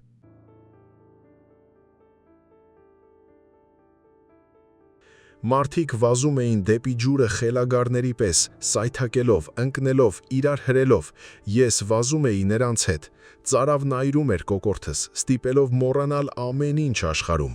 Մենք երեսնիվայր ընկանք սառցե հոսանքի մեջ։ Մենք խմում էինք խեղդվելով, փրշտալով, ջուրը շաղտալով։ Դա իմ կյանքի ամենահամով ջուրն էր, այն քաղցր էր ինչպես նեկտարը։ Մենք խմում էինք ու ծիծաղում, թեթևացումից հարբած։ Մենք չնկատեցինք, թե ինչպես կիրճը շրջապատող ժայռերի գագաթներին հայտնվեցին կերպարներ։ Մենք չտեսանք, թե ինչպես տասնյակ փողեր ուղղվեցին մեր կողմը, վերևից ներքև։ Մենք չափազանց զբաղված էինք մեր երջանկությամբ, դավաճանների երջանկությամբ։ Մենք հասկացանք ինչ է կատարվել միայն երբ առաջին քարը, որը պոկվել էր վերևում ինչ-որ մեկի ոտքի տակից, ընկավ ջրի մեջ Կուզնեցովի գլխի մոտ։ Մենք բարձրացրին գլուխները, նրանք հարյուրավոր էին, նրանք կանգնած էին ժայռերի կատարներին, մեզ սեղմելով խիտ օղակի մեջ։ Մարդիկ վազում էին դեպի ջուրը խելագարների պես, սայթակելով, ընկնելով, իրար հրելով, ես վազում էի նրանց հետ։ Ծարավն այրում էր կոկորդս, ստիպելով մոռանալ ամեն ինչ աշխարհում։ Մենք երեսնիվայր ընկանք սառցե հոսանքի մեջ։ Մենք խմում էինք խեղդվելով, փրշտալով, ջուրը շաղտալով։ Դա իմ կյանքի ամենահամուվ ջուրն էր։ Այն քաղցր էր, ինչպես նեկտարը։ Մենք խմում էինք ու ծիծաղում, թեթևացումից հարբած։ Մենք չնկատեցինք, թե ինչպես կիրճը շրջապատող ժայռերի գագաթներին հայտնվեցին կերպարներ։ Մենք չտեսանք, թե ինչպես տասնյակ փողեր ուղղվեցին մեր կողմը վերևից ներքև։ Մենք չափազանց զբաղված էինք մեր երջանկությամբ, դավաճանների երջանկությամբ։ Մենք հասկացանք ինչ է կատարվել, միայն երբ առաջին քարը, որը պոկվել էր վերևում ինչ-որ մեկի ոտքի տակից, ընկավ ջրի մեջ Կուզնեցովի գլխի մոտ։ Մենք բարձրացրինք գլուխները։ Նրանք հարյուրավոր էին։ Նրանք կանգնած էին ժայռերի կատարներին, մեզ սեղմելով խիտ օղակի մեջ, մոջահեդները։ Նրանք չէին թաքնվում։ Նրանք կանգնած էին ողջ հասակով և նրանց հագուստները ծածանվում էին քամու տակ։ Նրանք լուռ նայում էին մեզ։ Մենք ներքևում էինք, կիրճում, ինչպես թիրախներ հրաձգարանում, առանց թաքստոցների, առանց հրամանատարի, առանց պատվի։ Եվ այդ ժամանակ ձայնը հենց այն հանգիստ ձայնը ռացիայից տարածվեց կիրճի վրա, ուժեղացված բարձրախոսով. «Խմեք շուրավի, խմեք որքան ուզում եք, լվացեք ձեր մեղքերը, ջուրը մաքուր է, իսկ ձեր խիղճը»։ Ես նայեցի ափերիս մեջ եղած ջրին ու ինձ թվաց, թե այն նորից կարմրել է։ Այն պահին, երբ առաջին քարը բախվեց ջրին, ցայտերը ինձ եռման ջուր թվացին։ Մենք քարացանք, 17 հոգի, որոնք ծնկած էին սառցե ավրվի մեջ, թաց դեմքերով, ագահությունից ուռած փորերով։ Մենք նման չէինք մեծ կայսրության զինվորների, այլ նման էինք անկյուն քշված վախեցած ոչխարների հոթի։ Մենք ինքնաձիգները թողել էինք ափին, դեպի ջուրը տանող խելագար վազքի ժամանակ մենք զենքերը թողել էինք մեզանից 5-10 քայլ հեռավորության վրա, այդ մետրերը հիմա դարձել էին անհաղթահարելի անդունդ։ «Մի կրակեք», հիստերիկ ձայնով գոռաց սերժանտը, թաց ձեռքերը վեր բարձրացնելով։ «Մենք պայմանագիր ունենք, մենք ձեզ տվեցինք լեյտենանտին, մենք կատարեցինք պայմանները»։ Նրա ճիչը բախվեց ժայռերին ու վերադարձավ ողորմելի արձագանքով։ Վերևից թռչնի թռիչքի բարձրությունից մեզ նայում էին հարյուրավոր աչքեր։ Նրանց հրացանների, հին բուրերի ու նոր ավար վերցրած ինքնաձիգների սև փողերը նայում էին ուղիղ մեր հոգիների մեջ։ Բարձրախոսով մարդը նորից սկսեց խոսել։ Հիմա ես տեսնում էի նրան։ Սև չալմայով մի բարձրահասակ կերպար, որը կանգնած էր անդունդի հենց եզրին, ուղիղ մեր գլխավերևում։ «Պայմանագիրը տղամարդկանց հետ էր»։ Նրա ձայնը որոտում էր, ծածկելով քամու աղմուկը։ «Տղամարդը պահում է իր խոսքը, տղամարդը պաշտպանում է իր հրամանատարին, տղամարդը չի սպանում անպաշտպան կնոջը, իսկ դուք տղամարդ չեք, դուք շնագայլ եք, իսկ շնագայլերի հետ չեն պայմանավորվում, շնագայլերին բնաջնջում են»։ Նա թափահարեց ձեռքը։ Ժայռերի վրայի մոջահեդների ամբոխը հետ քաշվեց։ Երկու հաղթանդամ մորուքավորներ անդունդի եզրին դուրս բերեցին մի մարդու։ Գրոմովն էր։ Նա դեռ ողջ էր։ Նրա դեմքը վերածվել էր արյունոտ դիմակի։ Ձեռքերը կախված էին ճիպոտների պես։ Երևի բոլոր ոսկորները ջարդել էին։ Բայց նա գիտակցության մեջ էր։ Նա վերևից նայում էր մեզ, արվի մոտ ցեխի մեջ թփրտացողներիս։ Ես հանդիպեցի նրա հայացքին և սպասում էի այնտեղ տեսնել ատելություն, անեծք, բայց այնտեղ միայն դատարկություն էր ու խղճահարություն։ Նա խղճում էր մեզ, իր սպանողներին։ «Նայեք», մռնչաց բարձրախոսի ձայնը, «նայեք, թե որքան արժե ձեր կյանքը»։ Մորուքավորներից մեկը հանեց լայն կոր դանակը։ Արևը չարագուշա կերպով փայլեց սայրի վրա։ Գրոմովին ծնկի բերեցին։ Նա չէր դիմադրում։ Նա ուղեց մեջքը որքան կարող էր և գլուխը բարձրացրեց դեպի երկինք։ Նա մեռնում էր որպես սպա։ Մենք ապրում էինք որպես դավաճաններ։ Դանակի թափահարումը արագ էր ու պրոֆեսիոնալ։ Գրոմովը նույնիսկ չգոռաց։ Նրա մարմինը թուլացավ ու ոտքի ուժգին հարվածը նրան թռիչքի ուղարկեց։ Մենք նայում էինք, թե ինչպես է մեր հրամանատարը ցած թռչում։ Թվում էր, դա մի ամբողջ հավերժություն տևեց։ Իսկ հետո լսվեց ծանր չողփյուն։ Գրոմովի մարմինն ընկավ ուղիղ այն ջրափոսի մեջ, որից մենք հենց նոր խմում էինք։ Ջուրը շատրվանի պես վեր ցայտեց, շիթերը դիպան դեմքիս։ Ես լիզեցի շուրթիս կաթիլն ու զգացի աղի ու երկաթի համ։ Մարմնի շուրջը ջուրն ակնթարթորեն սկսեց վարդագույն երանգ ստանալ։ Լեյտենանտի արյունը թանձր ու տաք խառնվում էր սառցե հոսանքին, ներկելով այն հենց այն գույնով, որը մեզ խոստացել էին։ «Խմեք», որոտաց ձայնը վերևից։ «Խմեք ձեր հրամանատարի արյունը, հագեցեք»։ Կողքիս Կուզնեցովը ջղացկությունների մեջ էր։ Նա փսխում էր։ Եղունգներով քերում էր խիճը, փորձելով դուրս թքել այն ջուրը, որն արդեն իր ներսում էր։ Իսկ հետո սկսվեց դժոխքը։ Նրանք անմիջապես չկրակեցին։ Ոչ, դա չափազանց մեծ գթասրտություն կլիներ։ Նրանք սկսեցին քարեր նետել։ Հսկայական ժայռաբկորներ էին թռչում վերևից, արագություն հավաքելով ու սուլելով օդում։ Առաջին քարը դիպավ սերժանտի ուսին, ճխճխելով անրակը։ Նա ոռնաց թավալվելով ծանցաղուտում։ Երկրորդ քարը ճռճռոցով խրվեց կապավորի մեջքի մեջ։ Մենք սկսեցինք վազվզել կիրճի հատակով ինչպես առնետները տակառի մեջ։ Փախչելու տեղ չկար։ Պատերը ուղղահայաց էին։ Վերև բարձրանալ հնարավոր չէր։ Դեպի բազա տանող հետդարձի ճանապարհը ամբողջությամբ գնդակոծվում էր։ Ես նետվեցի դեպի ափը, այնտեղ որտեղ ընկած էր իմ ինքնաձիգը։ Քարերը թափվում էին շուրջ բոլորոս, կայծեր հանելով։ Մեկը շոշափողակի պես հարվածեց սաղավարտիս։ Գլխիս մեջ զնգաց։ Աչքերիս առաջ կարմիր շրջաններ հայտնվեցին։ Ես ընկա ավազի վրա գլուխս ծածկելով ձեռքերով։ Կողքիս ընկավ Կուզնեցովը։ Նա սողում էր, արմունկներին հենվելով։ Նրա ոտքերը ջարդված էին։ «Մայրիկ», կարկանձում էր նա։ «Մայրիկ, փրկիր ինձ, ես չէի ուզում, ես միայն խմել էի ուզում»։ Կրակոցը հնչեց միայնակ ու չոր։ Գուզնեցովի գլուխը ցնցվեց ու նա դեմքով խրվեց թաց ավազի մեջ։ Դիպուկահարն էր։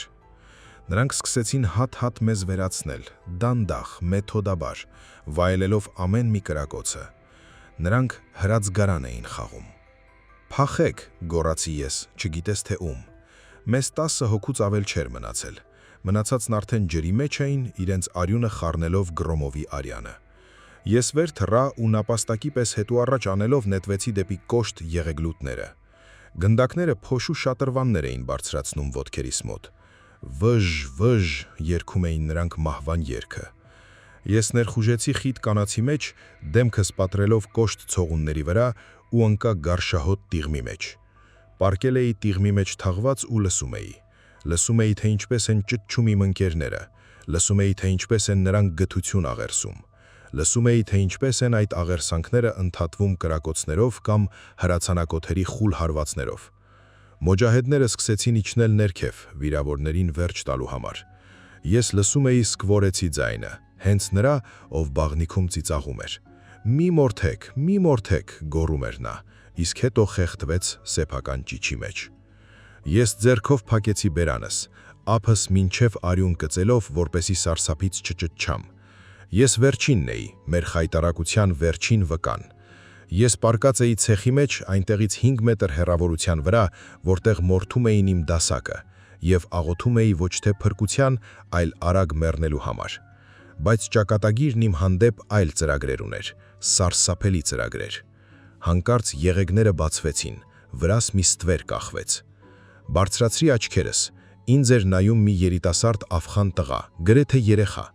Նրա ձեռքին ինքնաձիգ կար, իսկ աչքերում սառը հանգստություն։ Նա չկրակեց, նա ժպտաց։ Այդ ժպիտը գանգի ծամածռությունից ավելի սարսափելի էր։ «Գթա», կամաց ասաց նա կոտրտված ռուսերենով։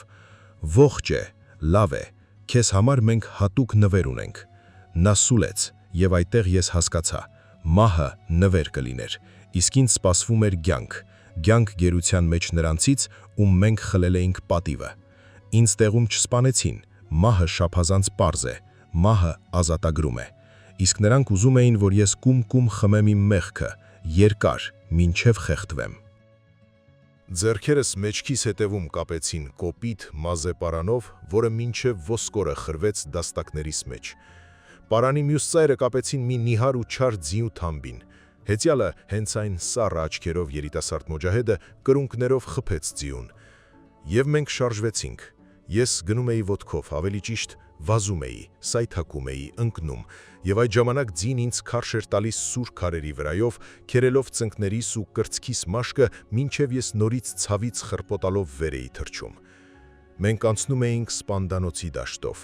Ես տեսա նրանց բոլորին։ 17 մարմին, ցրված արվի մոտ, ինչպես կոտրված խաղալիքներ։ Ջուրն արդեն լվացել էր արյունը քարերի վրայից, բայց այն չէր կարող լվանալ հոտը։ Թարմ մսի քաղցրավուն, սրտխառնոց առաջացնող հոտը, որի վրա արդեն հավաքվում էին պարարտ կանաչ ճանճերը։ Ես տեսա Կուզնեցովին։ Նա դեմքն ի վայր ընկած էր ջրի մեջ ու նրա բաց գույնի մազերը շարժվում էին հոսանքից, ասես նա ողջ լիներ։ Տեսա սերժանտին։ Նա քարացել էր, բերանը տիղմով լցված։ Նրանք ստացան իրենց ջուրը, նրանք հագեցան դրանով ընդմիշտ։ «Նայիր, շուրավի», գոռացեցյալը առանց շրջվելու։ Հիշիշ ճանապարհը, սա դեպի դժոխք տանող ճանապարհն է։ Մենք բարձրանում էինք արահետով, որը տանում էր դեպի հենց այն գյուղը։ Արևը, որն առավոտյան դեռ փրկություն էր թվում, հիմա վերածվել էր դահճի։ Այն այրում էր իմ բաց գլուխը, չորացնում աչքերս։ Ես խմել էի ուզում, Աստված իմ, ինչքան էի ուզում խմել։ Դա ճակատագրի դաժան հեգնանքն էր։ Ես ողջ մնացի ջրի մոտ տեղի ունեցած սպանդից, որպեսզի մեռնի ծարավից։ Երբ մտանք գյուղ, ես սպասում էի տեսնել զինված մորուքավորների, բայց մեզ ոչ թե նրանք դիմավորեցին, այլ կանայք։ Նրանք շատ էին, տասնյակ սև կերպարներ փաթաթված չադրաների մեջ։ Նրանք կանգնած էին նեղ փողոցի երկայնքով, կազմելով կենթանի մի միջանցք, եւ նրանք լռում էին։ Այդ լռությունը ցանկացած ճիչից ավելի սարսափելի էր։ Նրանց ձեռքերին քարեր էին, փայտեր, չորացած ցեղի կտորներ։ Հենց որ ձին ինձ անցկացրեց առաջին կնոջ մոտով, սկսվեց ծեծը։ Ինձ խփում էին ոչ թե ռազմիկի ատելությամբ ռազմիկի հանդեպ, ինձ խփում էին զզվանքով, ինչպես խփում են քոսատ շանին։ Քարերը թռում էին գլխիս, կողքերիս, մեջքիս, կանայք թքում էին վրաս, ինչ որ մեկը լվացք ջուր թափեց դեմքիս։ Գարշահոտ հեղուկը լցվեց աչքերս, բերանս։ Ես հասացի, ընկա, ու ձին ինձ քարշ տվեց հողի վրայով եւս մի 10 մետր, մինչ հարվածների տարափը թափվում էր մարմնիս վրա։ Ես չէի գոռում, ուժ չունեի։ Ես վերածվել էի մի կտոր մսի, որի մեջ բաբախում էր միայն մեկ միտք՝ թող սա վերջանա։ Ի վերջո ձին կանգնեց։ Մենք գյուղի գլխավոր հրապարակում էինք, հենց այն մսկիթի դիմաց, որտեղից մոլլան աղոթքի էր կանչում։ Հրապարակի մեջտեղում մի խորը փոս էր փորված։ Զինդան, բանտ նրանց համար, ում չի կարելի ներել։ Հեծյալն իջավ ձիուց, մոտեցավ ինձ ու մի շարժումով կտրեց պարանը։ «Վեր կաց», ասաց նա նայելով աչքերիս մեջ։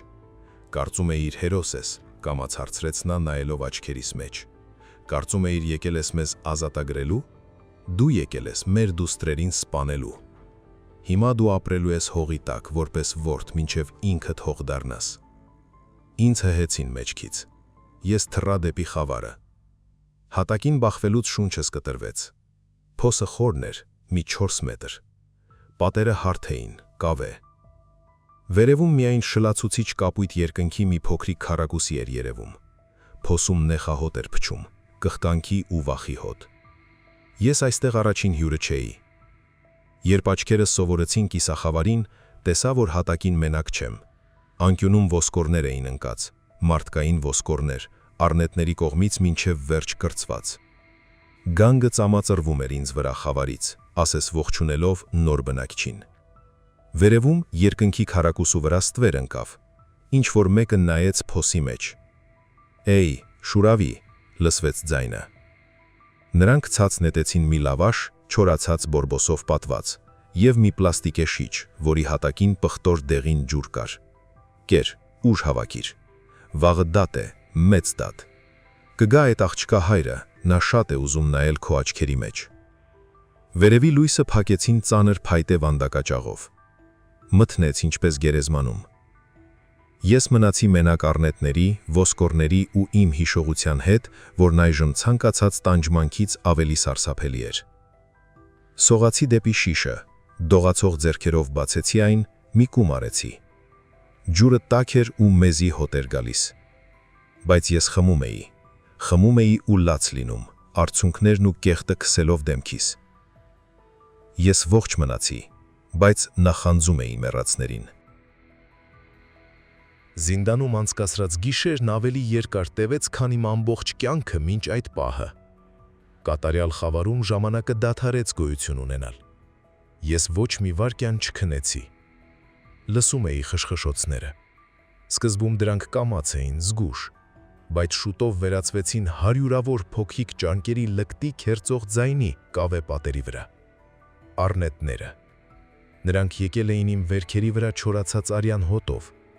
Հսկայական, պարարար տարարածներ, որոնք կերակրվել էին թափոններով և գուցե իմ նախորդների մարմնով։ Ես զգում էի նրանց հպումը։ Սառը, խոնավ քթերը դիպչում էին ոտքերիս, ձեռքերիս, պարանոցիս։ Պաշտպանվում էի, թափահարում ձեռքերս, գոռում խավարի մեջ, բայց ձայնս խեղդվում էր զինդանի խուլ ջրհորում։ Արարածներից մեկը հասցրեց կծել ականջս։ Ցավն արագ էր, ակնթարթային, բայց վախն ավելի ուժեղ էր ցավից։ Հասկացա, եթե քնեմ, կարթնանամ կրծված կմախքի տեսքով։ Նստել էի մեջքս սեղմած սառը կավին ու ձեռքումս սեղմել էի հենց այն ազդրոսկրը, որը գտել էի հատակին։ Դա իմ միակ զենքն էր։ Մեռյալի զենքը, փոխանցված ողջին, որպեսզի նա ևս մի քանի ժամով հետաձգի իր մահը։ Երբ վերևում երկնքի քառակուսու մեջ լուսաբաթը նշմարվեց, ես խելագարության եզրին էի։ Վանդակաճաղը դղրդյունով մի կողմ նետվեց։ Պայծառ կտրող լույսը հարվածեց աչքերիս, կուրացնելով ինձ։ «Դուրս արի շնագայլ», գոռաց ձայնը վերևից։ Փոսի մեջ ընկավ մի պարան ծայրին օղակ արած։ Ես չէի ուզում հագնել այն։ Գիտեի, որ այն ինձ տանելու է ոչ թե դեպի ազատություն, այլ դեպի կառափնարան։ Բայց վերևից քարեր թափվեցին։ Մեկը դիպավ ուսիս, մյուսը գլխիս։ Հեկեկալով ձեռքերս ու գլուխս անցկացրի օղակի մեջ։ Շարժումը կտրուկ էր։ Պարանը խրվեց թևատակերիս մեջ սեղմելով կրծքավանդակս։ Ինձ վերև էին քաշում, ինչպես ջրհորից հանվող աղբի դույլը։ Ոտքերով քերում էի պատը, պոկելով մաշկիս վերջին կտորները։ Երբ ինձ անցկացրին եզրից ու նետեցին փոշտով հողի վրա, չէի կարողանում բացել աչքերս։ Արևն ինձ շիկացած երկաթ էր թվում։ Վեր կաց։ Կողքիս կատարված հարվածը ստիպեց ինձ կծկվել։ Ինձ թևանցուկ արեցին ու քաշ տվին։ Լսում էի ամբոխի աղմուկը։ Թվում էր հավաքվել էր ողջ գյուղը։ Հարյուրավոր ձայներ ձլվում էին միալրամ մի բզզոցի մեջ, որը նման էր գրգռված փեթակի ձայնի։ Բայց երբ ինձ հանեցին հրապարակի մեջտեղը, աղմուկը լռեց։ Նա դադար տվեց։ Նրա մատները սեղմեցին փայտե տասնավորը, համրիչը, այնպես որ մատների հոդերը սպիտակեցին։ Երեք դուք եկաք իմ տուն, դուք հյուր չէիք, դուք գազան էիք, դուք վերցրիք իմ դուստր Գյուլչոհրային։ Նա 15 տարեկան էր։ Նա սիրում էր բանաստեղծություններ և մետաքսով ասեղնագործել։ Նա իմ սիրտն էր։ Ծերունին դանդաղ վեր կացավ։ Նա մոտեցավ ինձ։ Ես զգում էի նրա օդեկոլոնի հոտը, թանկարժեք, թնդող, խառնված հին թամբաքուի հոտի հետ։ Նա կռացավ ու նայեց ուղիղ բիբերիս մեջ։ Դուք կոտրեցիք իմ ծաղիկը, դուք տրորեցիք այն ձեր կեղտոտ կոշիկներով, իսկ հետո սպանեցիք նրան ինչպես մի անպետք իր։ Եվ դուք կարծում էիք, որ լեռները կթաքցնեն ձեր մեղքը։ Ես չեմ սպանել, խրպոտալով ասացի ես, դա ճշմարտություն էր։ Ես միայն դուռն էի պահել, ես միայն հերթի մեջ էի կանգնել, ես միայն լռել էի։ Հալիմբեկը խփեց ինձ ոչ թե բռունցքով, այլ ափով, դեմքիս։ Դա ապտակ էր, զնգուն, նվաստացուցիչ, այրող։ Լռիր, նրա ձայնը վերածվեց ճիքի։ Դու նույն օդն ես շնչել մարդասպանի հետ, դու պահպանել ես նրան, դու նույնպիսի սատանա ես, ինչպես նա։ Ակնթարթորեն ինձ ծնկի բերեցին։ Դժվարությամբ բացեցի թարախակալած կոպերս։ Դիմացս գունագեղ գորգով ծածկված բարձունքի վրա նստած էր մի ծերունի։ Նա նման չէր այն կեղտոտ, ցնցոտիավոր մոջահետներին, որոնք լեռներում կրակում էին մեզ վրա։ Նրա հագուստը ձյունաճերմակ էր, չալման կատարյալ փաթաթված։ Նրա դեմքը, որը պատված էր խորը կնճիռներով, հանգիստ էր ու վեհապանծ։ Բայց նրա աչքերը… Դրանց մեջ վշտի ու սառը ատելության այնպիսի անդունդ կար, որ ինձ ուզեցի նորից հետ առնետների մոտ փոս անկնել։ Դա նա էր, հայրը։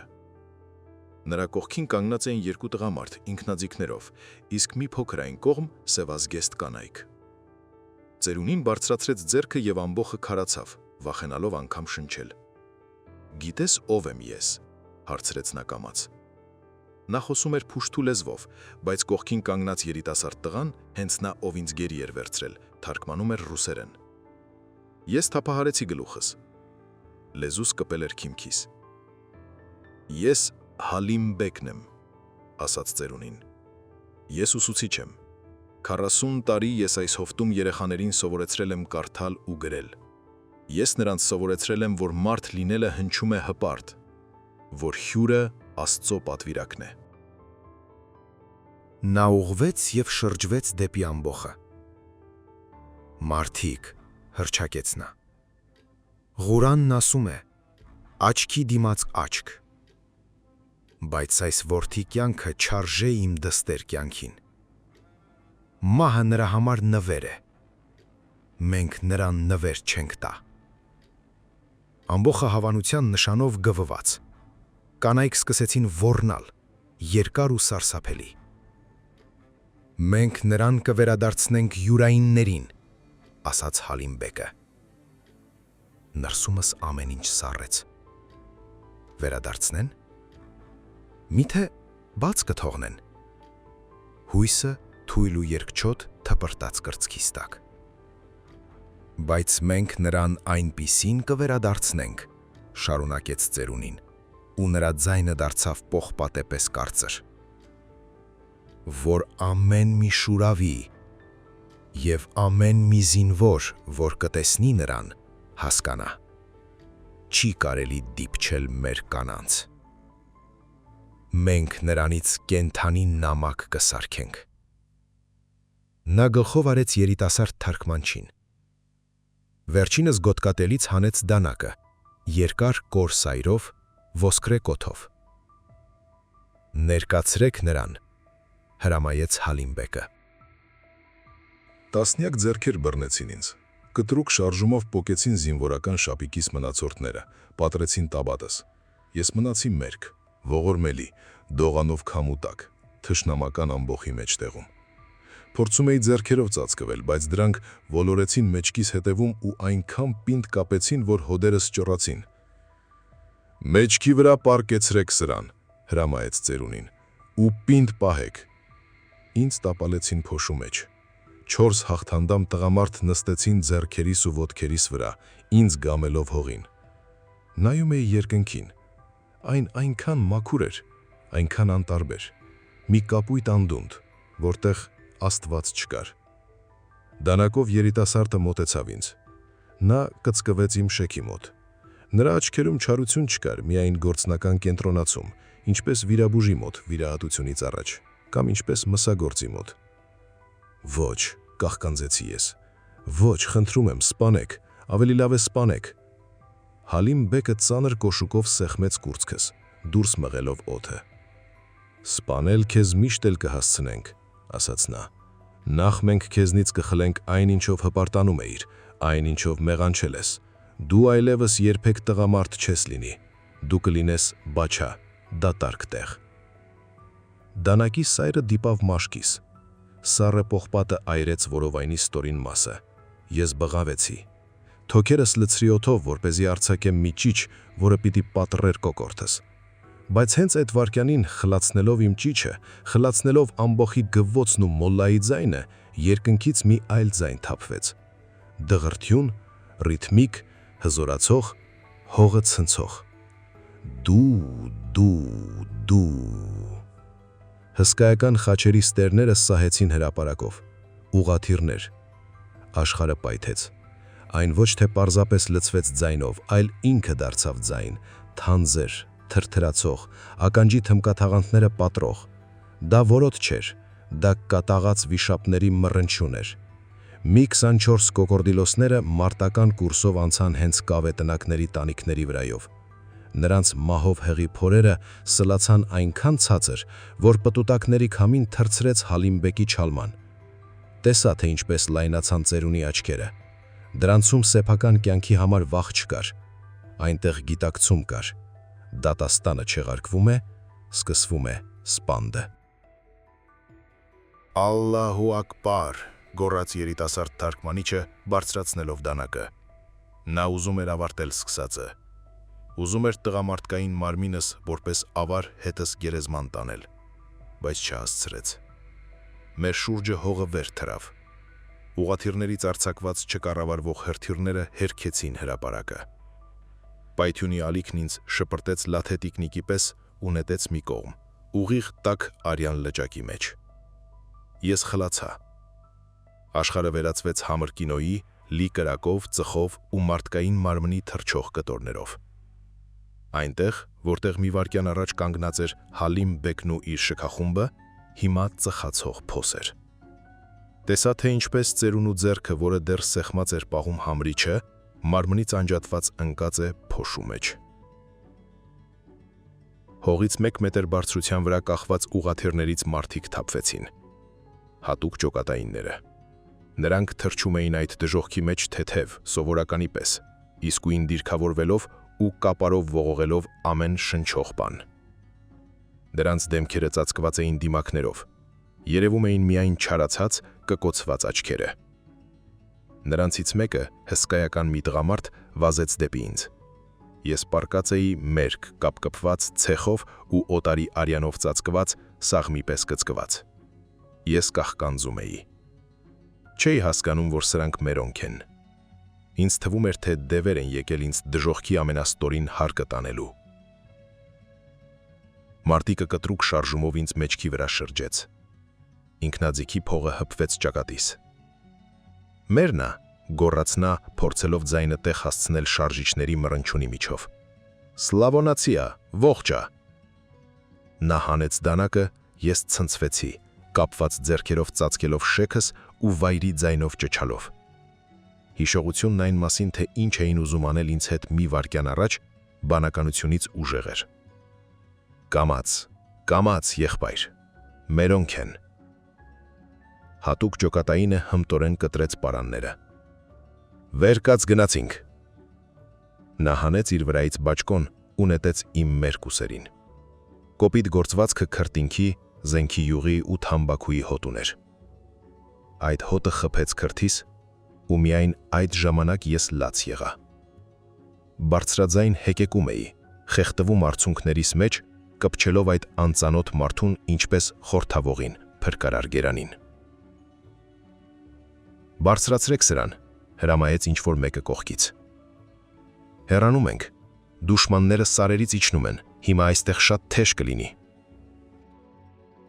Ինձ թևանցուկ արեցին ու քաշ տվեցին դեպի ուղաթիռը։ Ոտքերս չէին հնազանդվում։ Ես դրանք քարշ էի տալիս հողի վրայով, քարերին խփելով ու արյուն լվա անելով, բայց ցավ չէի զգում։ Ուղաթիռի բաց դռան մոտ նստած էր գնդացրորդը, հերթերով կրակելով տների տանիքներին։ Պարկուճները զնգոցով թափվում էին հատակին, ոսկե անձրևի պես։ Ինձ ներս նետեցին, կոշտ նստարանին։ Պտուտակները մռնչացին, ինձ սեղմեցին պատին։ Ուղաթիռը, քիթը վեր բարձրացնելով, կտրուկ վեր սլացավ, խուսափելով հնարավոր նռնակների հարվածներից։ Նայում էի լուսամուտից։ Ներքևում, շեք փոշու ամպերի մեջ այրվում էր գյուղը, այրվում էր Հալիմ Բեկի տունը, այրվում էր այն նույն հրապարակը, որը պիտի դառնար իմ կառափնարանը։ Մենք թռչում էինք լեռների վրայով, այն նույն լեռների, որոնք լուռ հետևել էին մեր անկմանը։ Ես ողջ էի, ունեի ձեռքեր, ոտքեր, ես մնացի տղամարդ, բայց իմ ներսում այրված անապատ էր։ Ես այնտեղ այդ կիրճում թողեցի ոչ միայն իմ ընկերներին, ես այնտեղ թողեցի հոգիս։ Ուղաթիռը գնում էր դեպի Բագրամի բազա։ Այնտեղ ինձ սպասում էին հոսպիտալը, հարցաքննությունները, երկար ամիսների բուժումն ու վերադարձը տուն։ Տուն, փակեցի աչքերս ու տեսա մայրիկիս։ Նա ժպտում էր ու կարկանդակներ թխում։ Նա հերոսի էր սպասում, որդուն, պաշտպանին, իսկ դեպի նրան թռչում էր մի արարած, որը վաճառել էր իր հրամանատարին մի կում ջրի դիմաց։ Մի արարած, որը ողջ էր մնացել միայն այն պատճառով, որ մահը զզվել էր իրեն վերցնելուց։ «Հեյ, զինվոր», լեյտենանտը դիպավ ուսիս։ «Ինչպես ես»։ Բարձրացրի աչքերս։ «Ուզում եմ լողանալ», ասացի ես։ «Ես շատ եմ ուզում լողանալ»։ Նա հասկացողաբար գլուխով արեց, բայց նա չգիտեր։ Նա չգիտեր, որ ոչ մի ջրով, ոչ մի օճառով, աշխարի ոչ մի թթվով ես չեմ կարողանա ինձնից լվանալ այն, ինչ կպել էր ինձ այս 3 օրվա ընթացքում։ Դավաճանության հոտը։ Թաշքենդի հիվանդանոցն ինձ դիմավորեց սպիտակությամբ։ Սպիտակ պատեր, սպիտակ խալաթներ, սպիտակ սավաններ։ Այդ լույսը կտրում էր աչքերս։ Ես սովորել էի շեկին, գորշին ու մուգ կարմրին, փոշու, քարի ու մակարդածարյան գույներին։ Այստեղ խլորի հոտ էր փչում, բայց նույնիսկ այդ սուր հոտերը չէին կարող խլացնել այն գարշահոտը, որը ես բերել էի ինձ հետ։ Նեխող խղճի հոտը։ Հատուկ բաժնի աշխատակիցները եկան երրորդ օրը, 2 կապիտան քարե դեմքերով։ Նրանք նստեցին մահճակալիս մոտ ու բացեցին թղթապանակները։ Պատմիր, սերժանտ, ինչպես զոհվեց խումբը, ինչպես զոհվեց լեյտենանտ Գրոմովը։ Նայում էի լուսամոտին, որտեղ օրորվում էր բարդու կանաչ ճյուղը։ Կենթանի ճյուղ մի աշխարհում, որտեղ պատերազմ չկա։ Ես կարող էի ասել ճշմարտությունը։ Կարող էի պատմել, թե ինչպես էինք բռնավարում, ինչպես էինք սպանում, ինչպես դավաճանեցինք հրամանատարին մի կում ջրի դիմաց։ Այդ ժամանակ ինձ կսպասեր տրիբունալը, գնդակահարությունը կամ 15 տարվա ճամբարները։ Դա արդարացի կլիներ, դա կլիներ հատուցում։ Բայց ես նորից վախեցա։ Լեյտենանտ Գրոմովը լեզուս վերանումս պտտվում էր չոր տերևի պես։ Նա հերոսաբար զոհվեց, նա պաշտպանում էր խմբի նահանջը։ Մենք պայքարեցինք մինչև վերջին փամփուշտը, տղաները բոլորն ընկան։ Գրոմովն իրեն նռնակով պայթեցրեց, որ գերի չընկնի։ Կապիտաններն իրար նայեցին, նրանցից մեկն ինչ-որ բան գրեց։ Իսկ դու ինչպես ողջ մնացիր։ Ինձ կոնտուզիա արեցին, քարերի տակ մնացի։ Նրանք կարծեցին, թե մեռած եմ։ Նրանք հավատացին կամ ձևացրին, թե հավատում են։ Նրանց հերոսներ էին պետք, այլ ոչ թե դավաճաններ։ Նրանց պետք էր գեղեցիկ լեգենդ թերթերի համար, այլ ոչ թե կեղտոտ ճշմարտություն այն մասին, թե ինչի է վերածվում մարդը պատերազմում։ Մեկ ամիս անց ինձ հանձնեցին կարմիր աստղ շքանշանը, արիության և հերոսության համար։ Երբ գեներալը Ռուբինե աստղն ամրացնում էր զինվորական շապիկիս, ինձ թվում էր, թե նա կրծքիս մեջ շիկացած մեղ է խփում։ Այդ աստղը նայրում էր մասկս, այն ուներ հենց այն արյան գույնը, որը արվի մեջ էր։ Վերադարձա տուն, Ռյազան։ Մայրս երջանկությունից լաց էր լինում, գրկում էր ինձ, շոյում գլուխս։ Հարևանները հարգանքով էին նայում, աֆղանցի է, հերոս է, պաշտպան։ Ինձ դպրոց էին հրավիրում պիոներների սխրանքների մասին պատմելու, ու ես պատմում էի։ Կանգնում էի գրատախտակի մոտ, նայում երեխաների մաքուր աչքերին ու ստում։ Պատմում էի լեգենդե հերոս լեյտենանտ Գրոմովի, Տոկուն Շարքային Կուզնեցովի, անվախ Պոլյանինի մասին։ Ես գողանում էի նրանց մահերը, նրանց խայտարակությունը վերածելով սխրանքի։ Բայց ամենասարսափելի փորձությունը դպրոցը չէր։ Կես տարի անց գնացի այն հասցեով, որը գտել էի զինկոմիսարիատում։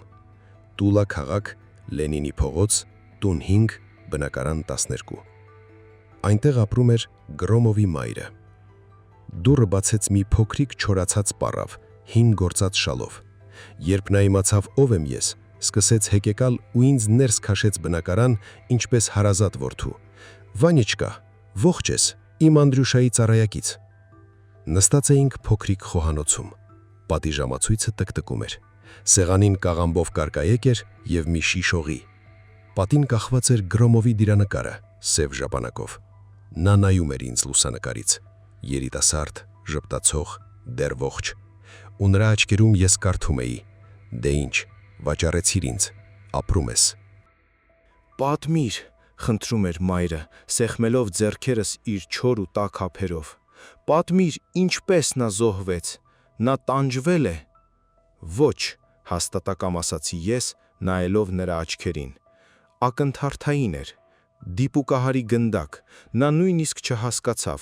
Նա փրկեց բոլորիս, Մարիա Իվանովնա, եթե չլիներ նա լսում էր, գլխով անում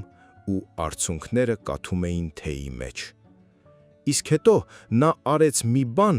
որից ես քիչ էր մնում վիրավոր գազանի պես ոռնայի։ Նա համբուրեց իմ ձեռքը։ Շնորհակալություն քեզ որդիս,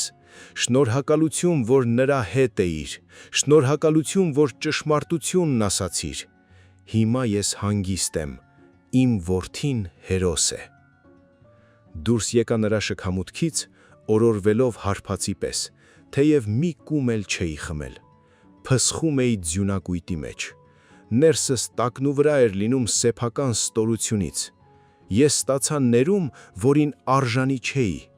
Ես մորից գողացա որդու մասին ճշմարտությունն իմանալու իրավունքը, բայց փոխարենը նրան հպարտություն նվիրեցի։ Միթե դա գթասրտություն էր, թե վերջին ամենասարսափելի մեղքը։